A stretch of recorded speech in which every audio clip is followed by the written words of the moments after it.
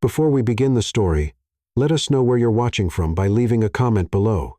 If you enjoy this video, don't forget to like and subscribe. Have a wonderful day. Enjoy the story. Clara hated corporate events. Her high heels hurt. Her rented dress was tight. She was only in her second month at the company. But still, there she was in a crowded ballroom, trying to look confident on the night the new CEO was making his first official appearance. Act like you're comfortable. Act like you know what you're doing. Pretend this glass of orange juice is imported champagne, she kept repeating to herself, smiling with the glass in her hands. A man walked past her black tuxedo. Perfect posture. Waiter, she called out confidently. Could you bring me a glass of champagne, please? The man stopped. He slowly turned around and stared at her, like he had just heard someone say, "The sky is green." The silence lasted for several long, awkward seconds. He looked at her as if trying to figure out if this was some kind of joke. Clara, unfazed, added with a cheeky smile, "Make sure it's cold, okay?" He blinked slowly, a mix of surprise and curiosity in his eyes. But he said nothing. He simply nodded and walked over to the bar. A few minutes later, he returned. He handed her the glass, still wearing that confused expression, as if he wasn't sure if this was real. "Your champagne," he said, looking at her with an unreadable sparkle in his eyes. "Thank you, stylish waiter. You're efficient, quick, handsome. If you ever get tired of carrying trays, let me know. I'll recommend you to a 5-star restaurant." He raised one eyebrow, unsure whether to laugh or be offended. "Good to know." She took a sip, full of attitude. "By the way, you have that look like someone who judges silently, am I right?" "I'm not judging, just curious." "Curious about what?" "You're the first person to give me an order today. Then you probably need more orders. Stay right there and try smiling more." He laughed a soft laugh, the kind people try to hide but can't help showing in their eyes. "Are you new here, and you're observant? Or maybe just good with faces? Or maybe just good at sounding full of yourself?" She shot back, taking another bold sip. He glanced at her glass, then at her. "Enjoy the evening, Miss Clara." "Clara," he repeated slowly, like trying a new flavor. "See you later." He turned and walked away, leaving behind a trace of expensive cologne and total confusion. Clara stood there, smiling to herself. The most arrogant waiter I've ever met, but efficient. Before she could pull herself together, the lights dimmed, the background music faded, replaced by a voice on the microphone. "Good evening, everyone. It's with great pleasure that we welcome the new CEO of our company. Ladies and gentlemen, please give a round of applause for Ethan Brooks." Applause. Camera flashes. Phones up. Everyone turned toward the stage. Everyone except Clara. Her glass froze mid-air. Her breath caught in her chest. The world paused for 2 seconds because the man walking up the stage was him, the waiter. The so-called waiter, Ethan Brooks. The new CEO. She didn't blink, didn't breathe, just stared in shock. He grabbed the microphone with ease, scanned the room, and, of course, found her in the crowd. And then he smiled. Not just any smile. It was the same smirk, calm, amused, intrigued from just minutes ago. Clara choked on her own breath. She coughed, trying to act like she was just moved by the new CEO's entrance. A few people looked over. A lady offered her water. She waved it off with a gesture that said, "I'm fine, just dying inside." "Brilliant, Clara," she whispered to herself. "You just sent the CEO to get champagne. Congrats on your promising career." Clara didn't hear a word of the speech. Ethan's voice from the stage mixed with the buzzing in her ears. With every sentence he spoke in that firm tone, she wished more and more she could hide under the appetizer table. "I want to thank the board and every team member for their trust. Our future will be built with boldness, clarity, and teamwork." The only thing echoing in Clara's head was, "You called the CEO a waiter. You told him to smile more. You offered him a job in a restaurant." When the speech ended, the applause returned, and Ethan calmly stepped down from the stage, greeting a few executives. She had already turned around, quickly walking toward the exit. She needed to vanish, to breathe, to pretend she never existed. "Clara?" She turned like someone caught stealing. It was Mia from HR. "Hey, did you see that? What a man, huh? Elegant, straightforward, but with such presence." Mia fanned her face with a napkin. "If I'd known the CEO looked like that, I'd have worn more mascara." "Yeah, pretty surprising." Clara tried to smile, but her face felt frozen. "Are you okay? You look pale." "I just need some air. I think the champagne was too strong." Mia nodded and pulled out her phone. "Go ahead. If you need anything, message me on WhatsApp." Clara slipped out to the hotel lobby and leaned against a marble column. She closed her eyes and took a deep breath. Maybe Ethan hadn't even recognized her. Maybe he was the kind of CEO who bumped into so many people each day that he didn't remember faces. Maybe. Maybe. Her phone vibrated. A message from the administrative assistant. Marketing team meeting tomorrow at 10 o'clock a.m. Mandatory attendance. CEO will be present. She pressed the power button. She didn't want to think about tomorrow. She just wanted to go back about 30 minutes in time. The office was too quiet. The white lights, the constant hum of the air conditioning, and the distant sound of typing created a tense atmosphere for Clara. It was 9:50 a.m. She adjusted her blouse for the third time, tied her hair in a bun. She called her not trying to impress anyone look and headed to the meeting room. At least 20 people were already there. She sat as far from the head of the table as possible. At exactly 10 o'clock a.m., the door opened. Ethan walked in dark suit, neutral expression, steady gaze, and to Clara's horror, his eyes went straight to her. It wasn't just a glance. It was a look that said, "I know exactly who you are." Ethan started the meeting in a straightforward way. He spoke about goals, the company's new phase, and upcoming changes. He went through each department, asked smart questions, and took notes. Then he reached the marketing team. "We have a major challenge here," he said. "Internal communication needs to be more effective, and the brand's tone needs to feel more human." Clara wished she could disappear. By the way, Ethan placed his hands on the table and leaned slightly forward. "I'd like to speak with Clara Martinez, if possible, in private." It felt like the air had been punched out of her chest. All eyes turned to her. "Of course, Mr. Brooks," the manager answered before Clara could say anything. Ethan stepped to the side and subtly pointed toward the door. She stood up, trying to look calm, but the back of her neck was burning with embarrassment. They walked down the hallway in silence until they reached the president's office door. He opened it, gave her space to go in first, and closed the door behind them. "Do you always make men do what you want?" he asked, sitting calmly behind the desk. Clara's eyes widened. "Sorry, I swear I relax. I'm not upset." He looked at her for a moment, just curious. "About what?" "About your boldness. It's not very common. I thought you were part of the staff. I swear I didn't mean any harm. It was natural. It was spontaneous. And for some reason I found it interesting." She blinked. "Interesting? You didn't try to impress me or flatter me, or pretend you knew who I was. You were honest, direct, maybe a little bold." He gave a small smile. "And no one's done that with me in a long time." Clara swallowed hard. "If you want to fire me, I understand." "Fire you?" Ethan leaned forward. "Actually, I'm thinking the opposite." "The opposite?" "I need someone on the executive team who sees things differently, who asks questions, who isn't afraid to make mistakes or speak her mind. I want to test that up close." Clara narrowed her eyes. "Are you saying you want me to work directly with you? Temporary assistant to the president? 3 weeks of observation. If it works out, you stay. If not, you go back to marketing." She froze. "Is this serious?" Ethan leaned back, arms crossed. "Of course it's serious. Do you think I'd make an offer like this just because you brought me champagne?" She gave a nervous laugh. "How long are you going to remind me of that?" "Probably until your contract ends." He stood and held out his hand. "Do you accept?" Clara looked at his hand, then his eyes, then at the door, as if she still had time to escape. But deep down, something inside her had already decided. She shook Ethan's hand.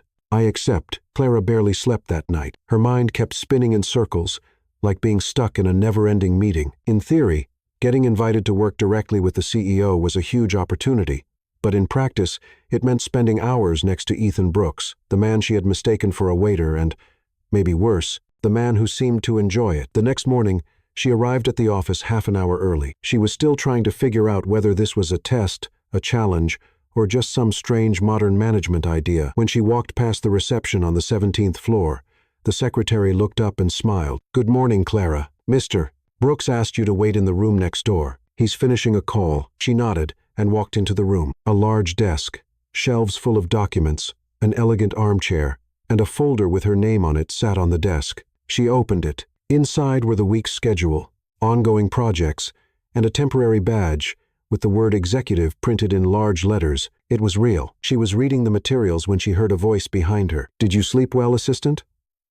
She turned around so quickly she almost dropped the folder. Ethan was there, leaning against the doorframe, a slight smile on his face. "More or less," she answered. "I dreamed I was serving champagne at events, and someone mistook me for the company president. Interesting. I had a similar dream, except I was the one telling someone to smile more." Clara laughed and lowered her head. Ethan walked over to the desk. "Here's what we'll do today. You're coming with me to everything. Meetings, visits, calls. Watch, take notes, and ask questions. I want to know how you see the company from the inside. All right, you're going to need coffee. Lots of coffee. I'm already in survival mode. He smiled. Let's get started. The day flew by. Meetings with finance, alignment with legal, a video call with investors, and a surprise visit to the production area. Clara didn't even have time for lunch, but in the middle of all the exhaustion, she noticed something interesting. Ethan was a demanding boss. Yes, but surprisingly attentive. He noticed the details, listened more than he spoke, and knew exactly when to push and when to step back. And to her surprise, he made jokes dry, clever ones, often directed at her. In the elevator, when they were alone between the 8th and 10th floors, he glanced at her notepad and asked, "You actually write things down by hand?" "It works better for me. Visual memory. Interesting. Rare. Old school. Just because I write by hand doesn't mean I'm from the Stone Age. Of course not. But it kind of looks like it." She rolled her eyes. He smiled. Later, after the last meeting of the day, Clara went to the cafe on the corner near the company. She needed something sweet, preferably full of sugar and comfort. She sat in the corner of the room and pulled out her phone. She was replying to messages when someone pulled out the chair across from her. "Ethan." Her eyes widened. "Are you following me?" "Coincidence. I doubt it. I work in the building next door. This is the closest coffee spot. I come here all the time. You never came when I was here. Maybe you just didn't notice." She crossed her arms, suspicious. "You've been noticing me a lot lately, Mr. Brooks, and you've been talking to me a lot, Miss Assistant." The waiter arrived. Ethan ordered a black coffee. She ordered a slice of chocolate pie. "You like sugar?" he asked. "After a day of being your shadow, I need sugar to stay upright." "You did well today. I thought you'd run away. I'm still thinking about it." He took a sip of his coffee. "You know, most people get nervous when they walk into my office. I got nervous. I just covered it up with sarcasm." "You covered it up well." She took a bite of the pie and looked at the man in front of her. She felt calm, but her heart was racing. There was something strange about his presence. Ethan didn't quite fit the image she had of a CEO. He was serious, methodical, but also human. And sometimes he seemed way too curious about her. "How many coincidences do you think will happen before the end of the week?" she asked. "Maybe a few more, maybe none." "What if I told you I don't believe in coincidences? Then you'll have to deal with the idea that I'm following you." She raised an eyebrow. "Are you?" He didn't answer, just smiled, one of those annoying, unreadable smiles that leaves the question hanging in the air. The next morning, she went to the company break room to get some coffee before starting the day. The machine was free. But seconds later, Ethan appeared. "Good morning," he said, grabbing a cup. "Are you following me again?"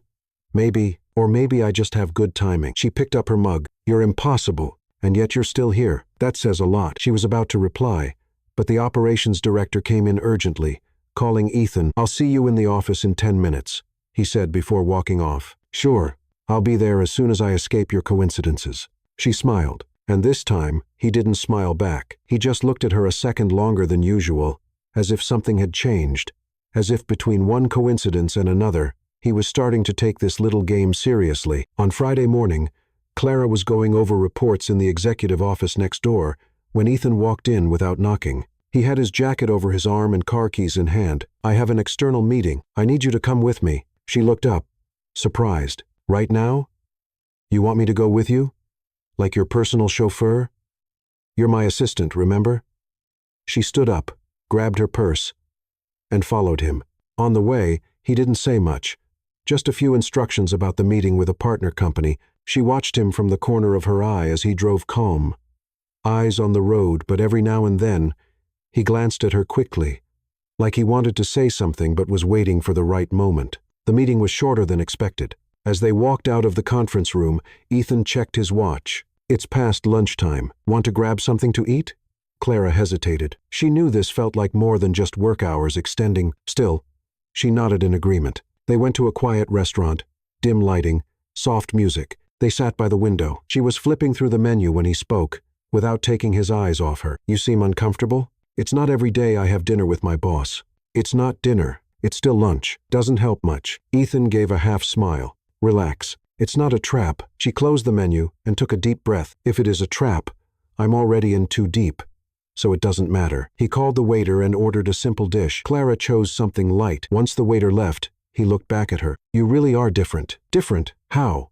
"From the people I usually work with, the ones who go out of their way not to disagree. I'm not good at pretending I agree. That's rare and risky. but interesting. Clara took a sip of water. The conversation was getting too personal and too risky. If I were you, I'd be careful with that word. Interesting. That's usually where the chaos starts. Maybe that's what's missing from my life. A bit of chaos. She laughed, feeling more at ease. You strike me as the kind of person who does yoga at 6 o'clock a.m. Chow's doesn't suit you. And you seem like someone who doesn't sleep well, drinks too much coffee, and tries to control everything with lists. She raised an eyebrow. Was that a personality analysis, or just a good guess?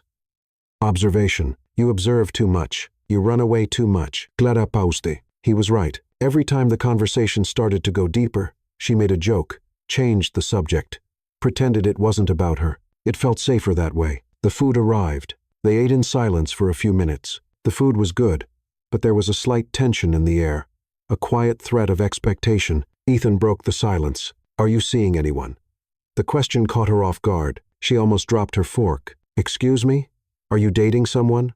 She thought for a second. Something inside her lit up a need to build a wall between them. Yes. She lied without hesitation. Ethan just nodded, but his eyes turned a little colder. Got it.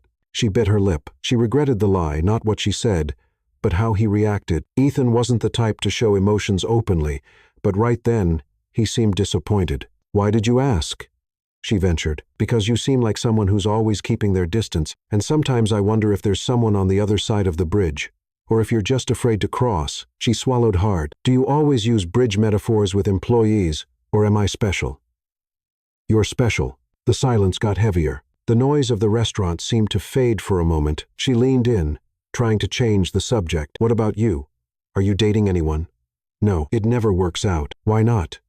People come close because of the last name, the title, or the perks. And you think everyone's like that? No, but most are. Clara leaned back in her chair, arms crossed. Maybe you're looking in the wrong places. Maybe. The check arrived. Ethan paid before she could even reach for her wallet. On the way back to the office, the silence felt more comfortable. She looked out the window. He drove with focus. When they parked, she slowly unbuckled her seatbelt. Thanks for lunch or dinner, or whatever that was. It was a break. She laughed. A good break. Before she opened the car door, he spoke without looking directly at her. If you ever want to cross that bridge, you don't have to lie about who's on the other side. She froze, felt her face warm up. She got out of the car, closed the door gently, and walked into the building. It wasn't until she reached the elevator that she realized she was still holding the restaurant napkin, crumpled in her hand like an important note. And for the first time since it all started, she asked herself, was he really asking about someone, or just wondering if there was still a place for him? On Monday, the company hallways seemed busier than usual. Clara could feel eyes glancing over her shoulder, whispers in the corners, and, worst of all, poorly hidden smiles when she walked by. She tried convincing herself it was just in her head, but deep down, she knew exactly what was going on. The rumors had started. Did you see the two of them leave together on Friday? People say they had lunch at a fancy restaurant, just the two of them. She's new, right? Barely got here, and already close to the CEO. The thing about rumors is that you don't need proof when people are ready to believe the worst. Early in the afternoon, while Clara was organizing documents for Ethan's next meeting, the HR manager, Eva Torres, walked into the office with confident steps and a smile as fake as cheap lipstick. Good morning, Clara. Is Mr. Brooks in? He's in a conference call, but I'll let him know as soon as he's available. Eva ignored the answer and stepped closer to the desk. I just came to congratulate you. You know, not everyone stands out so quickly. Clara kept a neutral expression. Thank you, and especially with such an original method. You've got talent, girl. Clara looked up. Is there something you'd like to say, Eva? I'm just observing, like everyone else around here. Be careful not to stumble on the stairs you climbed so fast. Thanks for the concern. Don't worry. I know how to walk. Eva gave a sly smile and left with the same toxic air she came in with. Clara closed her eyes for a moment. It felt like being in a room full of warped mirrors. Nothing reflected the truth, but everything twisted just enough to create doubt. During the general meeting with the directors, Ethan walked in with his folder and a calm expression. Clara sat to his left, like she had been doing for the past few weeks. She noticed Eva was there too, and there was something in her eyes' anticipation. When the meeting opened for suggestions and internal topics, Eva asked to speak. Excuse me, before we wrap up, I'd like to bring up a point. It's not directly about finances, but I believe it affects our work environment. Ethan looked up. Go ahead. There's been some chatter in the hallways, and unfortunately, We can't ignore the atmosphere it's creating. Clara felt her heart race. She also felt the eyes turning toward her, but she kept her head high. Rumors that some employees are getting close to leadership through unconventional ways, personal and professional lines that may be getting crossed. An awkward silence filled the room.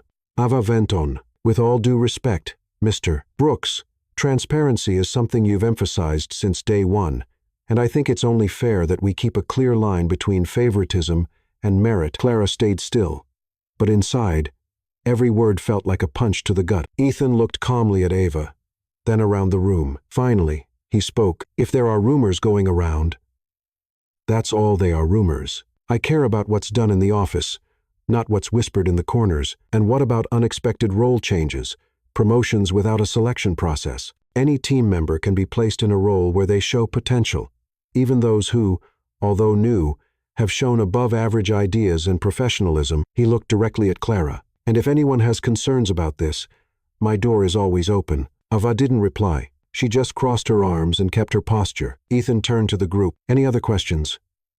No one said a word. The meeting ended. Hours later, after everyone had left, Ethan called Clara into his office. She walked in with a heavy heart. If you want to walk away now, I won't blame you, he said before she could say anything. Walk away? You don't deserve to be the target of gossip because of me. And you think walking away would stop that? Ethan looked at her. They're attacking you because you're too close to me. It's not fair. What's not fair is hiding. He stepped a little closer. You don't need to protect me. And you don't need to feel guilty. There was a pause, a silence that spoke louder than words. Are you okay with all this? He asked. No, she said honestly, but I've learned to deal with unfairness. What I can't stand is being treated like I didn't earn what I have. I never thought that. But they do. Ethan pressed his lips together. Then maybe it's time to show them who you really are. What do you mean? You'll be the one presenting at the next meeting. I want you to share the ideas you've been working on in that internal branding report. Show them that you're here because you earned it. And after that, let them talk. Time will take care of the rest. Clara nodded. But deep down, it still hurt. More than admitting it to him, it was hard to admit to herself just how much it all affected her. On Friday, Clara walked into the meeting room, holding her folder firmly, head held high. She knew some people were hoping she'd fail, maybe even rooting for it. Ethan sat at the head of the table, like always, but his eyes followed her with the same confidence he'd shown the week before. Good afternoon. Today, Clara Martinez will give a brief presentation on internal communication strategies. The floor is yours. She took a deep breath and began. For the next 20 minutes, she presented data, research, comparison studies, and realistic proposals to improve communication between departments. She spoke clearly, confidently, and, most of all, honestly. At the end, there was silence, then applause. It started off soft but grew stronger. Ethan was the last to clap, but his eyes said it all. Ava didn't say a word. As Clara was gathering her papers to leave, a director from another department walked over. Well done, Clara. You were excellent. Thank you. I'd like to talk with you next week. We have a project that could really use your ideas. Clara smiled, surprised. Of course, I'd be happy to. She left the room with lighter shoulders. Ethan found her a few minutes later near the elevator. Told you time would take care of it. She gave a small smile. Maybe. But what helped today was speaking up and being heard. You have more voice than you think, and more strength than you realize, even when everyone's trying to knock me down. Especially then. She looked at him. You put me in that spot knowing I'd be exposed, because I knew you could handle it. And if you couldn't, then I'd be there to catch you. Clara sighed. The elevator arrived, and she stepped inside. He stayed by the door. Before it closed, she said, "Thank you for believing in me. No, thank you for proving that not everything is just about appearances." As the doors closed, she looked at her reflection in the metal panel. For the first time in days, she saw someone who wasn't running, someone who faced what needed to be faced, someone who stayed, and on the other side of that door, there was someone who also stayed. Friday had seemed like it would end quietly, but the sky had other plans. Clara stared out the meeting room window as the team wrapped up the last items of the afternoon. Outside, heavy clouds piled up like a dark army ready to attack. The sky was gray, thick, and heavy, and when the thunder rumbled for the third time, everyone knew the storm was going to hit hard. Let's wrap this up before the rain traps us here until Monday, one of the directors joked. Ethan gave a faint smile, but he didn't seem relaxed. He looked distracted, glancing between his phone screen and the window. Clara gathered her notes and left before the hallway filled up. By the time she reached the building lobby, the rain was pouring down like the sky was falling apart. The sound of water hitting the glass made it feel like they were surrounded by a raging river. She turned on her phone and tried to call a ride. No luck. Every car was unavailable. Perfect, she muttered. No luck with the ride? Ethan's voice came from behind. She turned around. He had his blazer folded over his arm and was watching the rain with his usual serious expression. No drivers available. And honestly, I'm not sure leaving right now is even a good idea. I agree. Let's wait it out. They stepped back to the couch area in the lobby. They were nearly alone, except for a receptionist glued to her phone and a sleepy security guard. Clara crossed her arms. If I had known, I would have brought a tent or a surfboard. Ethan sat down and motioned for her to do the same. At this rate, the water level must be rising. She sat down, still a little tense. Have you been through this before? He asked. You mean a storm? Or being stuck in a glass lobby with my boss?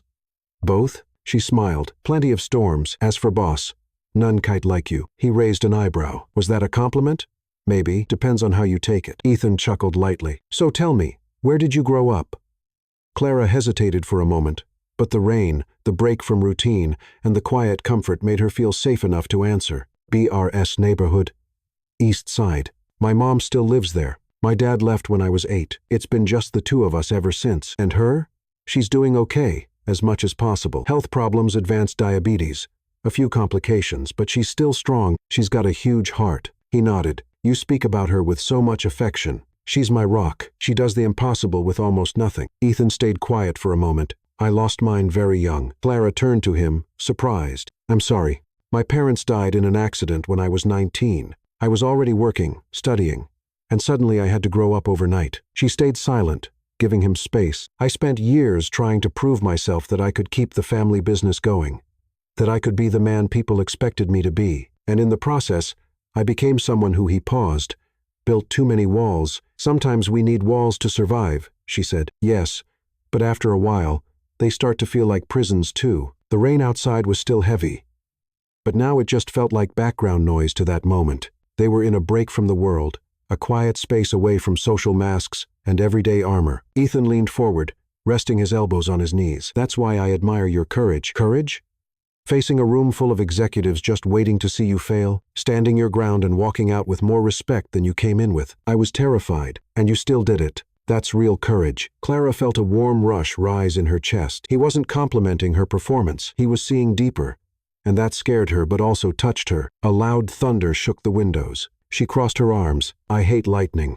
Ever since I was a child. Come here. Ethan took off his jacket and gently placed it over her shoulders. The gesture was so natural she didn't even have time to react. I'm okay, she said, even as goosebumps covered her arms. You're shaking. She held the fabric and lowered her head. Thank you. They sat in silence for a while. Then she asked, have you ever thought about leaving everything behind?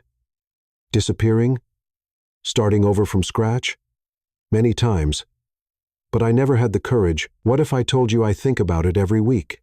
He smiled. I'd believe you. She looked at him. Their faces were closer now. The sound of the rain created a cocoon around them. There was an intensity in Ethan's eyes that she had never seen before, not in meetings, not even when he praised her work. This was different, more human, more personal. He gently touched her face, brushing a wet strand of hair from her forehead. You're stronger than you think, Clara. Her heart beat faster. You too. You just forgot. His hand slid to her shoulder. His face was just inches from hers. She could feel his breath. Feel the tension in the air tightening like an invisible thread pulling them closer. Then his phone rang. They both pulled away at the same time, like a cold splash of water had hit them. Ethan picked up the phone, looked at the screen, and answered firmly. Yes? She stood up slowly, still with the jacket over her shoulders, and walked to the window. Outside, the rain was starting to ease. He ended the call and stood up. They're asking for an urgent decision on the Curativa branch contract. I need to take care of it today. She nodded. The storm is calming down. Do you want me to drive you home? No, I can get a car now. It should be clear. Ethan looked at her, as if he wanted to say something but wasn't sure if he should. She carefully took off the jacket and handed it back. Thank you for everything for today. Any time you need. She began to walk away. He called her name. Clara? She turned. If I had kissed you just now, would you have stopped me? She swallowed hard. I don't know. He nodded, understanding more than her words said. Good night, Ethan. And she left. In the car, while the driver moved through the still flooded streets. Clara leaned her head against the window. They hadn't kissed. They hadn't said anything too personal, but something had changed between them, as if the storm had taken a piece of each of them and left it there on the wet floor, the beginning of something they didn't know how to name. But they knew they weren't in the same place anymore, and maybe they didn't want to go back. Clara stared at the computer screen but wasn't reading a thing. The numbers, graphs, and reports all blurred together. For days, she had tried to ignore what she felt, but it was like trying to sweep wet sand. The more she tried, the deeper she sank. Since that stormy night, Ethan hadn't said a word, not a single mention of the almost kiss.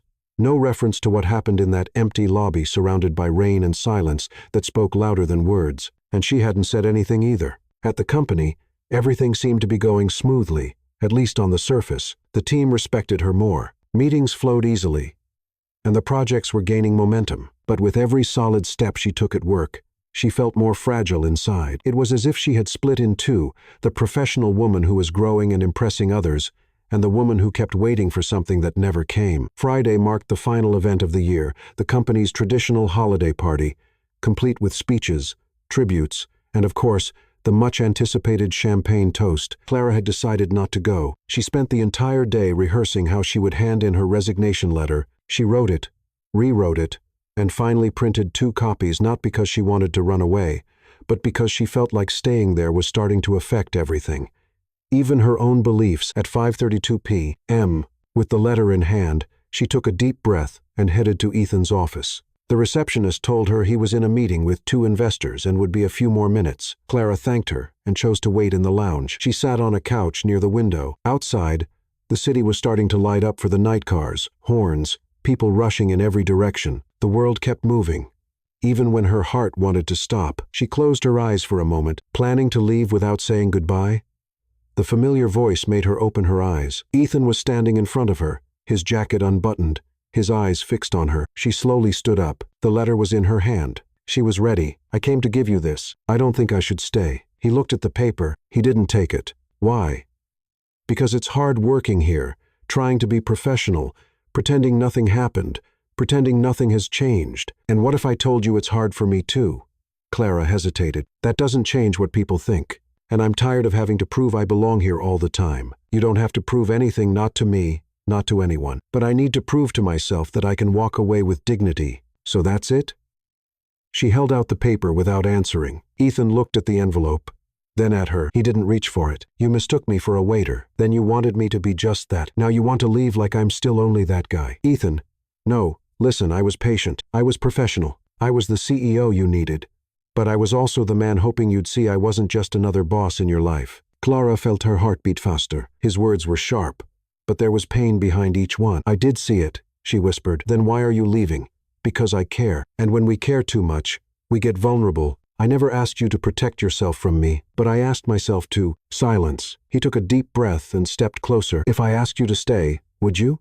She looked into his eyes. There was so much there, so much truth, so much fear, so much hope. "I don't know." Ethan took the envelope from her hands but didn't open it. "Then let's make a deal. Come to the party. Just that. No decisions, no letters, no goodbyes. And after that, then you decide." The ballroom was full. Soft music played in the background. Servers moved around with trays, and guests toasted to the year's results. Clara wore a dark blue dress she had rented at the last minute. She hadn't planned to come, but she couldn't ignore Ethan's request. Maybe it was fear, maybe it was hope. When she walked in, she felt the eyes on her, some surprised, others judging, but it didn't matter. She walked with confidence. Soon, she found Mia, who pulled her toward the marketing team's table. "I thought you weren't coming." "So did I. Ethan is already here, but I don't think he's seen you yet." She nodded. She was there for him, she couldn't deny that, but she was also there for herself. A few minutes later, the host announced the start of the speeches. Ethan was called to the stage. He walked up with his usual grace, but this time, there was something in his eyes. He was looking for someone in the crowd. This year was challenging. But it was also a year of rebuilding, not just in goals and results, but in values and connections. Clara felt his eyes find hers. Even with hundreds in the audience, she knew those words were for her. "And if I can leave one last thought with this wonderful team, it's this. Sometimes we misread people. Sometimes we judge too quickly. But if we have the courage to look beyond the surface, we might discover that some misunderstandings lead to the most meaningful discoveries The crowd applauded. Clara's hands were trembling. Soon after, Ethan stepped down and made his way through the guests. He walked toward her, and she turned before he even reached her. "Would you dance with me, even after I tried to walk away?" "Especially because you did." She smiled, and the two of them walked to the center of the room. The music was slow. The steps were simple, but the silence between them was full of everything they hadn't said yet. "Do you still want me to stay?" she asked. "I want you to decide for yourself. But yes, I do. What if I make a mistake? Then we'll fix it together." She rested her head on his shoulder. For the first time in a long while, she felt light. The song ended. Ethan picked up 2 glasses of champagne and handed her one. "A toast," he said. "To what?" He raised his glass. "To the mistake that turned into a meeting, to the confusion that became a path, to the beginning that felt like a mistake.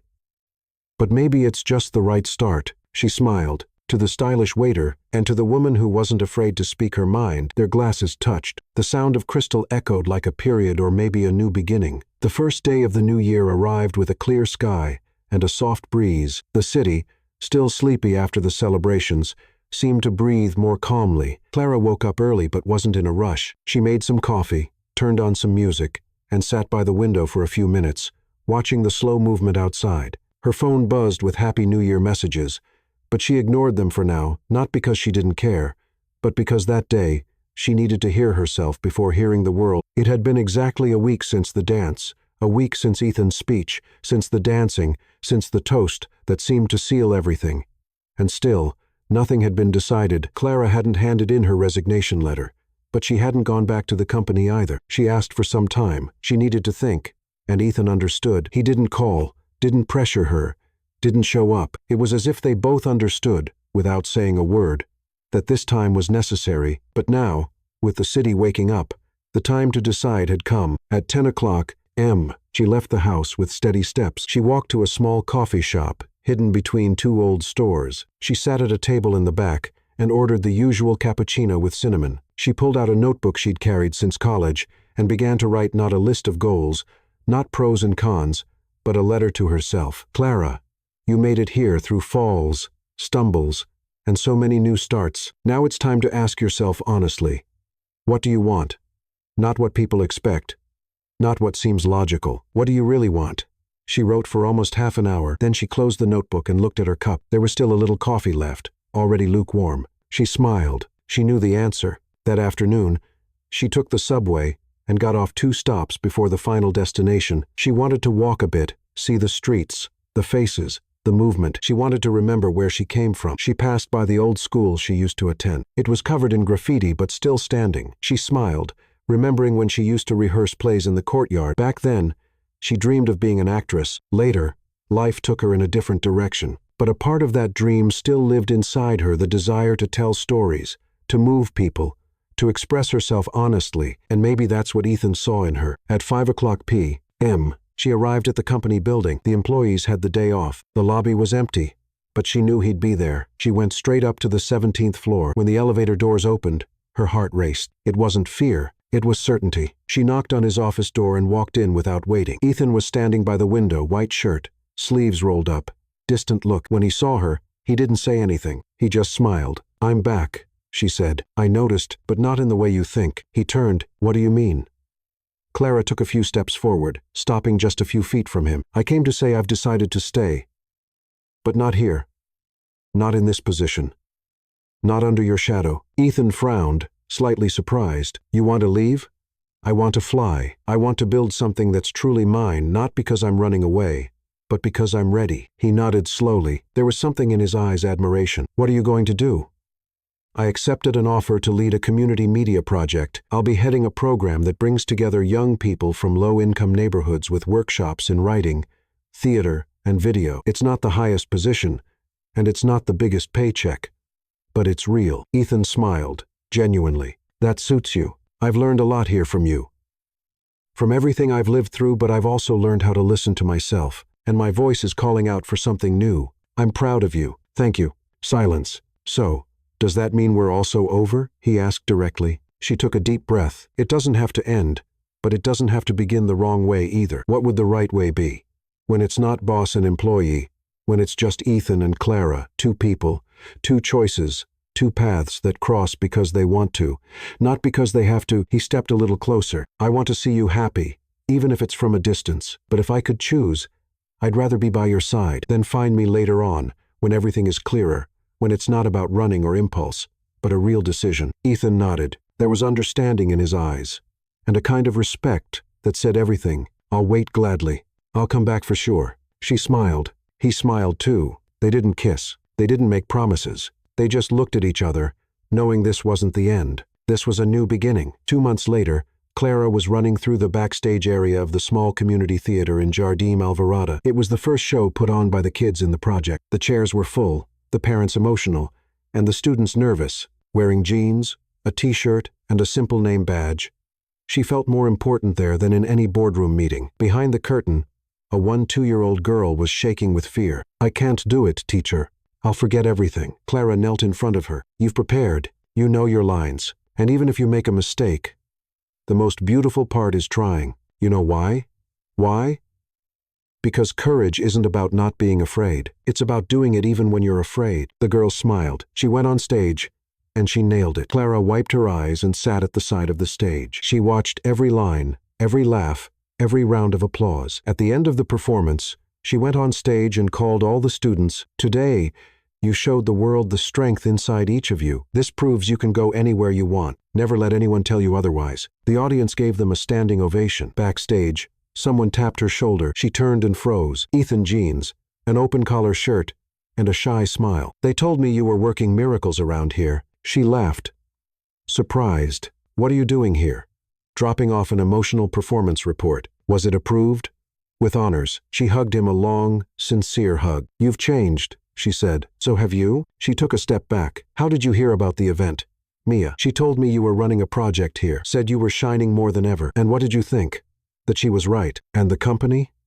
"It's doing fine, but I think I missed my assistant. That position doesn't exist anymore. I'm now the youth talent coordinator." "Really?" he joked. "Any openings for a handsome, stubborn guy who's a part-time CEO?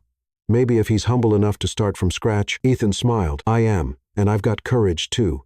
Even when I'm scared." She stayed quiet for a moment, then held out her hand. "Welcome, Ethan, to my world." He took her hand, and this time, there were no barriers. The kiss came naturally, like the reunion of two people who were never meant to say goodbye. Clara felt finally at home, not at a fixed address, but in a place within herself, a place where love wasn't a prison. It was a choice, and she had chosen. Ethan showed up at the project more often than Clara expected. The first time, she thought it was just a kind visit. The second, she thought he was being polite. But by the third time, when he showed up carrying costume boxes and left covered in paint after helping the teens with the set, she understood he wasn't there out of obligation. He wanted to be there. "You know you don't have to do all this, right?" she said. "Folding sheets they were using as curtains. I know, but I like it. You, Ethan Brooks, like painting walls and moving chairs." "I like seeing you like this," he answered without hiding it. She laughed, but her cheeks turned red. After that night at the theater, the kiss and the reunion started a new chapter for the two of them. There was no rush, no big promises, but there was presence, support, a feeling that was growing slowly, like something planted with care. Ethan, outside the company, was different, still serious sometimes, but his smiles were lighter. He laughed more. He had this charming way of being amazed by small things, like a child performing Shakespeare, or an 8-year-old boy reciting a poem full of made-up words. One afternoon, Mia came by the project to do a piece for the company's internal newsletter. Clara showed her around, proud. "You know you've become a legend, right?" Mia said. "Me? The assistant who shook up the CEO and then walked out the front door? Everyone admires you now." Clara gave a modest smile. "I just did what I had to do, and now you're back to shake his heart again?" "This time is different. I came back for me, and if he wants to come along, great. If not, I'm still whole." Mia hugged her. "I'm so proud of you." Meanwhile, Ethan was in the courtyard, trying to set up a scene with two boys arguing about where to hang a paper star. "But it can't be crooked," one shouted. "If it's not crooked, it's boring," the other replied. Standing between them, Ethan just said, "I think we can have a slightly rebellious star. How about that?" Clara watched the scene from a distance, her heart feeling light. On weekends, the two of them would meet outside the project setting. They went to cafes, bookstores, and sometimes just walked quietly through the city. On one of those walks, Ethan stopped in front of an old building downtown. "This is where my parents opened the family's first store. Is it still open?" "No, it's a snack bar now, but every time I pass by, I stop for a moment. Do you miss it? I do. But I've learned that things change, and sometimes they change for the better. She squeezed his hand. He laced his fingers with hers. You've changed a lot in me, Clara. You changed me too. You gave me the courage to follow my own path. He looked into her eyes. Isn't it funny how it all started with a glass of champagne? She laughed. And with you thinking I was the waiter? No. With you thinking I was... She burst out laughing. I still think that Tux made you look like someone who serves drinks. And now? Now you look like someone who brings me coffee on Sundays. Is that a hint? A very clear one. The next Sunday, Ethan showed up at her place with a bag of cheese bread, a box of tea, and a proud look on his face. I didn't bring coffee, but I brought the rest of breakfast. That's a great start, she said, pulling him inside. The morning went by slowly, with light conversation, laughter, and soft music playing in the background. She baked the bread in the oven while he set the table. When they sat down to eat, Clara looked at him for a moment. Ethan, do you think we could keep this simple, without overcomplicating things, without turning it into a tired routine, without becoming just another story that starts strong and ends in silence? He thought for a moment. We don't need to make promises, just choose each other one day at a time. And if it doesn't work out, at least we tried. No promises of forever. How about just until tomorrow? She smiled. Deal. Until tomorrow. At the project, things were also starting to settle. Clara welcomed new volunteers every week, which allowed her to focus more on the creative side, developing new workshops, audiovisual projects, and a partnership with a publisher to release a book with texts written by the children. Ethan, even with his other responsibilities, always stopped by whenever he could, and when he couldn't, he sent playful messages. Has the crooked star straightened up yet? The boy who recites made-up poems wants to be my business partner. Do you also feel like you're living the life you're meant to live? She replied with photos, voice notes, and sometimes just a heart, because sometimes that was enough. For the 3-month anniversary of the project, Clara organized a special performance with the younger students. Parents were invited, as well as partners and donors. She hesitated to invite Ethan. She didn't want everything to revolve around his presence, but he showed up anyway. At the end of the presentation, one of the girls handed her a little note decorated with glitter. Aunt Clara, you look like a real princess. Thank you for showing us we can dream. Clara read it, touched. As she left the stage, she found Ethan waiting by the exit. Did you read the note? She nodded. You deserve to hear that every day. Not every day is easy, but the ones that are make up for the rest. She stepped closer. Have you ever thought about making a real change? A change? Leaving that company. Doing something more human? You mean join you here? Not right away, but one day, if you want. He smiled. I think about it every day. But I want to be sure that when I do it, it's not just for you. It has to be for me too. Fair enough. In the meantime, can I keep painting walls and bringing cheese bread and holding your hand if you want? Always. One Saturday afternoon, while they watched the students painting backdrops for the next play, Ethan turned to her. Can I tell you a secret? Of course. The day you asked me for champagne, I was tired, annoyed, and feeling like that company was going to swallow me whole, and I was just one more headache. You were the only thing that made me laugh that day. Clara went quiet. And ever since then, he continued, every time I think about giving up, I remember the way you looked at me and said, you're impossible. She laughed. Because you are. But even so, you stayed. And so did you. He stepped closer and rested his forehead against hers. I'm glad I wasn't just another waiter to you. I'm glad you weren't just another boss to me. The sun was setting behind the buildings. Children were laughing and running in the background. The city was alive, full of energy, and right there, in that simple moment, they both knew they had found something rare, something that came from the unexpected, but that now felt completely real. It was a quiet Sunday morning when Clara woke up to sunlight coming through the curtains and Ethan's voice coming from the kitchen. Coffee or tea? He asked, not looking. And before you say anything, yes, I'm trying to get your cappuccino just right. Cappuccino with cinnamon, she replied, sitting on the couch. If you mess up the cinnamon, I'm canceling the contract. What contract? The one where you get my attention for an undetermined amount of time. Ethan laughed and walked over with the cup, putting on a dramatic air. I hope I passed Miss Clara's inspection. She took the cup, had a sip, and pretended to think. I'd give it an 8, but I'll keep the contract out of respect for your effort. That's the highest I've ever scored. Am I going up in your personal stock market? A slight increase. Things had become naturally light between them. They didn't need to fill every silence with words. Sometimes, just being in the same room was enough. Other times, Sharing a cup was all it took, but that morning felt different. There was a subtle weight hanging between the light phrases. Clara noticed at first Ethan seemed restless. He fidgeted with the silverware, ran his hand through his hair too often, and avoided looking at her for more than a second or two. Did something happen? He hesitated, then carefully set the napkin on the table. I got an offer. She slowly swallowed her sip of cappuccino. An offer for what? Business expansion. An international project. 3 years in New York. The silence between them grew heavier. She looked at him, trying to understand all that was behind such a simple sentence. Are you going to accept it? I haven't decided yet.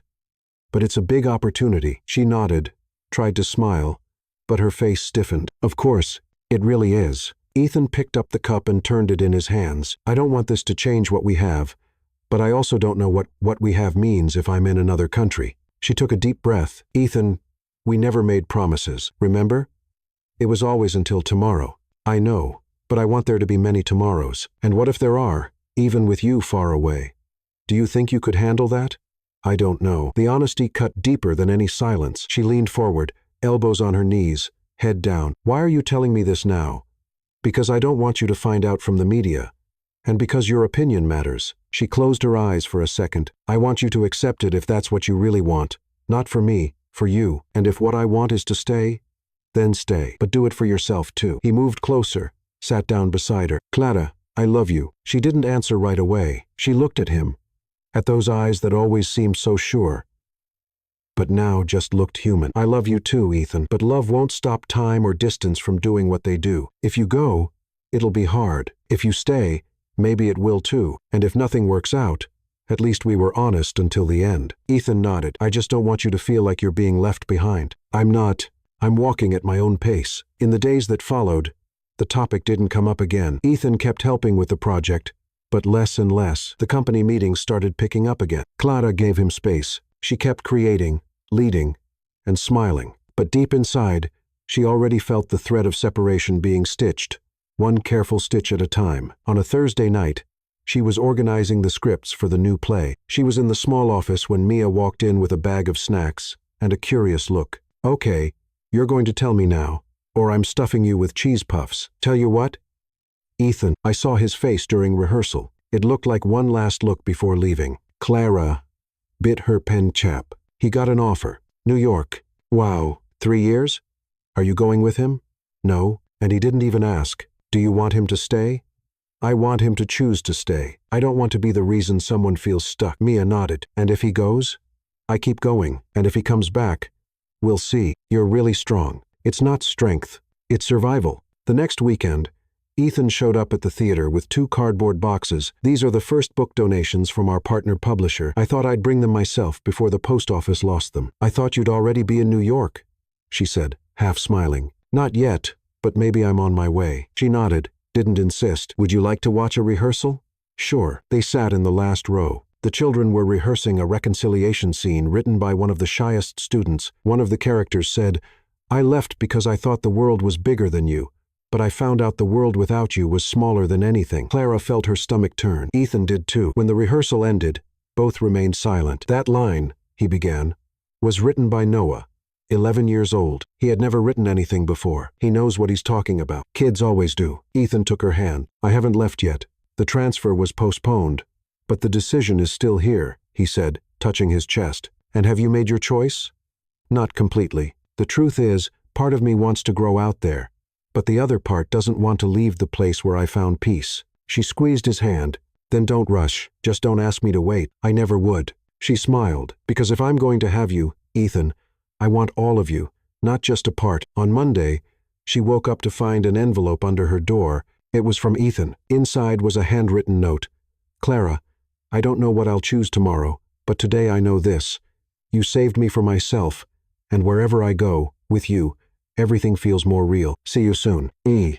And with the note, a small leather bracelet with a tiny airplane charm. Clara held it, not knowing if it was a goodbye or a wait for me, but she knew it was sincere. And for now, that was enough. When Ethan left for New York, there was no proper goodbye. He didn't show up at the project that day. No message, no call. Clara found out through Mia, who got an internal company memo. CEO Ethan Brooks begins new international cycle at the American headquarters. Duration unknown. It felt strange, But it wasn't unfair. Clara understood. Maybe he didn't have the strength to leave with her looking at him like that. Maybe he chose to carry that last touch of hands as a silent goodbye. She respected that, but it hurt. The weeks that followed felt longer than the days allowed. She filled her time with everything she could. More workshops, planning the new play, traveling to raise funds. At night, she answered emails until late, even when she didn't need to, as if the sound of typing could drown out the silence Ethan left behind. At first, he sent short messages.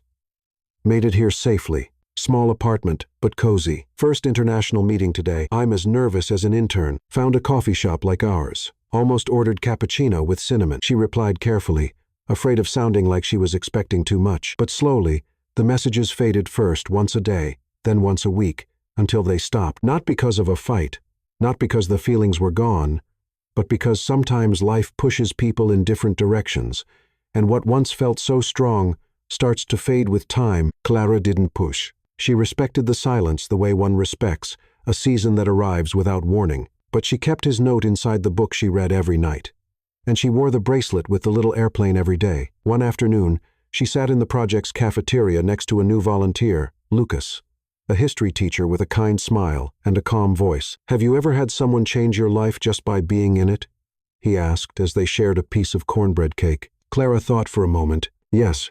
But he didn't just pass through. He stayed, even from far away. And does he still change your life? Every single day? Lucas didn't ask anything else, and she was grateful for that. The kids missed Ethan. They always asked, "Is the guy with the crooked star coming back? The one who brings cheese bread? Clara's boyfriend?" She laughed. Sometimes she said, "I don't know." Other times, maybe, but deep down, part of her wanted to know too. One day, Noah, the boy who wrote the reconciliation scene, handed her a new note. He went far away. But sometimes people go far just to learn the way back. She held that note tighter than she expected. In the 4th month after Ethan left, Mia showed up with an envelope. "I probably shouldn't show you this, but I think you need to see it." It was a business magazine, a special edition on executives working abroad. In the center spread, an interview with Ethan. New York is a school. But what taught me the most was someone who's not here. She showed me what it means to be present, even in absence. Clara read that line over and over, not knowing if she should smile or cry. He was thinking of her, but he didn't say it. She was too, but stayed quiet. Then one day, when she arrived at the project, there was a box waiting on her desk, no sender. She opened it carefully. Inside, there was only a brown envelope and a photo Ethan sitting on a park bleacher with a child on his lap, smiling. Inside the envelope, a new note. "Clara." The words escaped me, but the longing never did. "This photo was taken on a Saturday while I wondered if you were under the same sun as me. I don't know what we are now, but I do know you're still my north." She leaned her forehead on the table and cried. No sound, no drama, just a tear that needed to come out. Time went by, a whole semester. The new play was a success. The students were featured on local television. The city officially supported the project. Clara was nominated for a Social Impact Award. She smiled at all of it, but there was a space inside her that couldn't be filled with accomplishments. It was the part that remembered his quiet laugh, the comfortable silence, the talks about everything and nothing, the hands that fit perfectly in hers like they were meant. But she moved on. She moved on because she loved, and love, she had learned, also meant letting go. At the beginning of winter, something happened that changed the pace of the city. An international cultural festival announced it would showcase a children's play inspired by a Brazilian social project. It was her project. The organizers reached out. They wanted to bring the play to New York. Clara read the email twice before she believed it. She gathered the team. She shared the news, holding back emotion. "We're going to perform our play in another country. We're going to show our children to the world." The children cheered. The volunteers hugged. But inside, a quiet storm was forming. New York. He would be there. During preparations, she handled everything. Logistics, flights, permits. She didn't mention Ethan to anyone. They arrived in the city the weekend before the performance. The students stayed in a modest hotel. She shared a room with Mia. On the night before the show, while organizing costumes, Mia asked, "Are you going to look for him?" Clara replied without looking, "I don't know if I should. Will he look for you? Maybe he already did and didn't find the woman I no longer am. And what if she's still somewhere inside you?"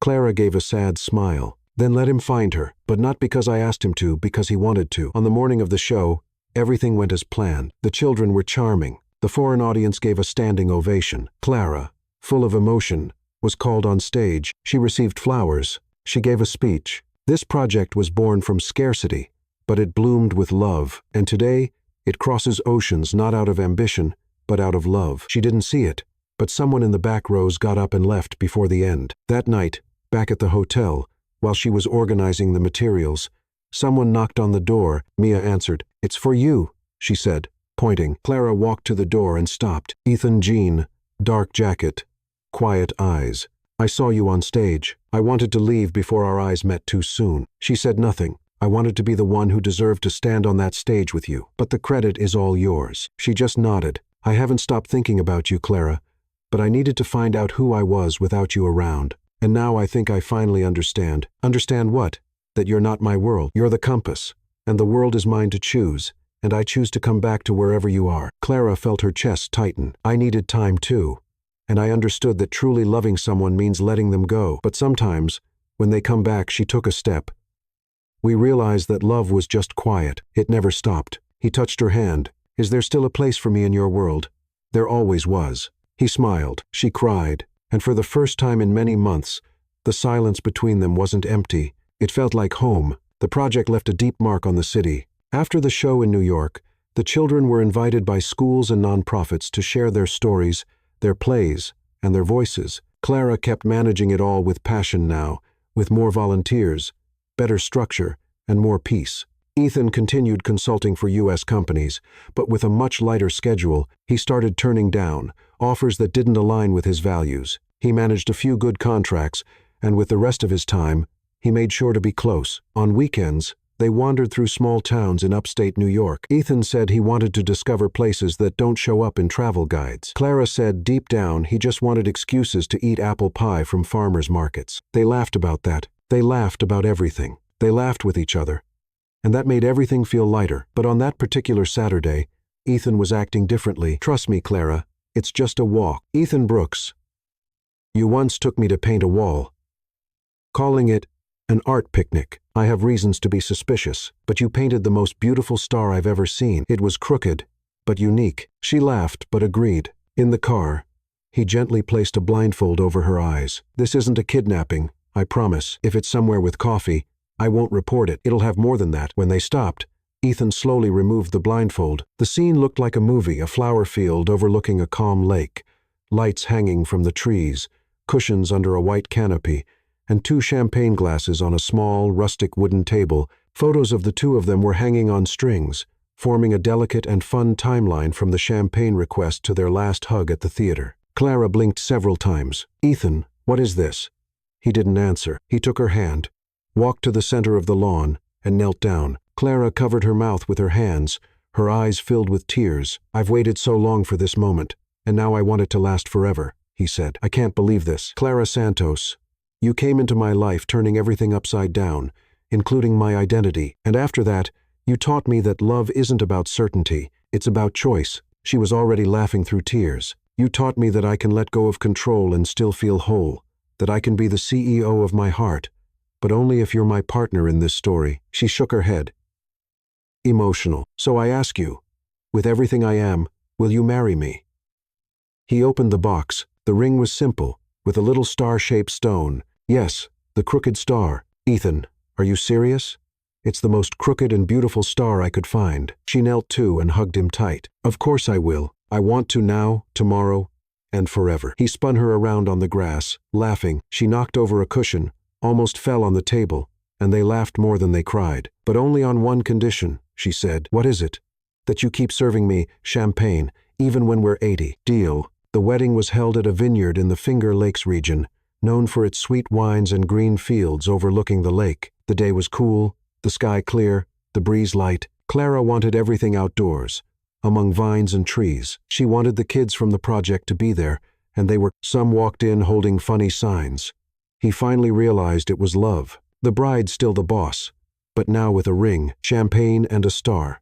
Started crooked, ended perfect. Ethan walked into the sound of a violin, wearing a nervous smile, adjusting his jacket, whispering to his brother that this was the hardest speech of his life. Clara walked in without a veil, wearing a light dress and flowers in her hair, holding a bouquet of wildflowers. She walked slowly toward him, eyes filled with tears. The guest stood in silence. When she reached him, Ethan whispered, "I love you." She smiled and replied, "I love you too. Now hush before I start crying." The ceremony was led by one of the teachers from the project, who said, "This union began by chance but grew with purpose. They chose love every day, even on the quiet ones. That's rare. That's real." Then came the vows. Ethan went first. "Clara, you taught me to laugh at myself, to respect my silences, and to turn fear into bridges. With you, I learned that life doesn't need to be a perfect spreadsheet. It can be a play full of improvisation, and still be the most beautiful of all." She wiped her eyes. "Ethan, you showed me that even CEOs have hearts, that even the most logical man can learn to feel deeply. With you, I discovered that love can be home, and that my home always had your name on the door, even when you were far away." They exchanged rings to applause, and at the end, they toasted with, of course, champagne. At the reception, Ethan planned a surprise. A small stage where the children performed a scene about a boss in disguise who falls in love with a brave heroine. It was hilarious, sweet, and full of references everyone understood. Clara laughed the whole time. At the end of the performance, one of the girls gave her a new crooked star made out of shiny paper. "Aunt Clara, so you never forget how it all began." She held the gift like it was a trophy. "I'll never forget." Later that night, after dancing, laughing, and crying once more, Ethan pulled Clara outside the venue. "Come with me." They walked to the edge of the lake at the vineyard, where floating lights shimmered on the water. It was quiet, only the sound of leaves and the breeze. "Remember when you said you were strong enough to let someone go if it had to be that way? I remember. I came back, but only because I realized there's no peace without you. And now I want to stay, really stay." She squeezed his hand. "Then let's stay with each other, and with ourselves too." He pulled her into a hug. "Do you still want a CEO? Or would you rather have a clumsy man in love who still mixes up the entrance doors at parties?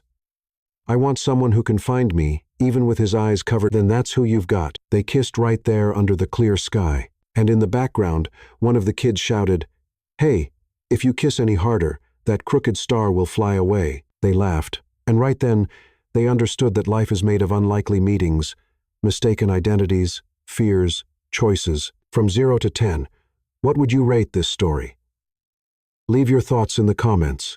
Ethan and Clara's story didn't end with the wedding, it evolved. They settled into a rhythm that felt both new and familiar. Clara kept leading the community project, which had grown into something bigger than she'd ever imagined. Schools adopted her workshops as part of their curriculum, and a documentary crew even reached out to film the kids' journey. She still wore jeans and a name badge most days, but now she carried a quiet pride that didn't need proving. Ethan scaled back his corporate life even further. He took on consulting roles that let him work from home, or wherever Clara was. He traded late-night boardroom debates for early mornings, helping her set up props or brainstorm scripts. "I used to think success was a title," he told her one day while they painted a mural with the kids. "Now I think it's this." She smiled, paint on her cheek. "You're getting soft, Mr. Brooks. Only for you, Miss Santos." Their home became a small apartment near the theater, cluttered with scripts, books, and half-finished art projects. It wasn't fancy, but it was theirs. On Sundays, they kept their tradition, Ethan making cappuccino with cinnamon, he'd finally mastered it, and Clara baking cheese bread. They'd sit by the window, talking about nothing and everything, letting the hours slip by. The kids from the project were a constant presence. They'd drop by unannounced, sometimes with new ideas, sometimes just to say hi. One boy, Noah, became especially close to them. He called Ethan Uncle Ethan, and once asked, "Are you really a big boss? You don't act like one." Ethan laughed. "I used to be. Now I'm just a guy who likes crooked stars." Noah nodded. Like that made perfect sense. The distance Ethan once put between them in New York faded into a memory they rarely mentioned. But it had left its mark a reminder that love could bend, stretch, and survive. Clara never asked him to explain why he'd gone quiet back then, and he never offered excuses. They both knew it had been a detour, not a dead end. One evening, as they walked home from a rehearsal, Clara stopped under a streetlight. "Do you ever miss it? The suits, the power, the chaos." He thought for a moment. "Sometimes, but then I look at you. And I'd trade 1,000 boardrooms for this." She leaned into him. "Good answer." Years passed, but their promise held just one day at a time. The project grew, and so did their family, not with children of their own, but with the kids they mentored. Noah, now 16, wrote a play that won a national award. At the ceremony, he dedicated it to Clara and Ethan. "They taught me the world's bigger when you share it," he said from the stage. Clara cried, and Ethan squeezed her hand, pretending he wasn't tearing up too. Their life wasn't perfect. There were arguments about time, money, or whose turn it was to clean the paintbrushes. There were days when Clara doubted herself, and nights when Ethan stared at the ceiling, wondering if he'd given up too much. But they always came back to each other, to the crooked star that started it all. One quiet afternoon, 5 years after the wedding, they sat on a bench outside the theater, watching the kids rehearse through the open window. The air was crisp, the leaves turning gold. Ethan pulled out a small box and handed it to her. "What's this?" she asked, suspicious. "Open it." Inside was a new bracelet, simple leather, with a tiny champagne glass charm. She laughed. "You're ridiculous. I thought it was time to update the collection." The airplane felt lonely. She slipped it on next to the old one, the airplane still dangling from her wrist. "You're still that stylish waiter to me. And you're still the girl who turned my world upside down." They sat there, hands clasped, listening to the kids' voices spill into the street. It wasn't a fairy tale ending, it was better. It was real, messy, and theirs. Decades later, when their hair had grayed and the theater had new paint, they still showed up. Clara, with a cane now, taught storytelling workshops. Ethan, slower but still sharp, helped with the sets. The kids, now adults, brought their own children to meet Aunt Clara and Uncle Ethan. One little girl, Noah's daughter, asked, "Did you really think he was a waiter?" Clara chuckled. "I did, and he brought me champagne anyway." Ethan winked. "Best order I ever took." The girl giggled, and they smiled at each other, the years folding into a single moment. Their story wasn't about grand gestures or flawless plans. It was about a mistake that became a meeting, a misunderstanding that grew into love, and a choice they made every day until tomorrow became forever.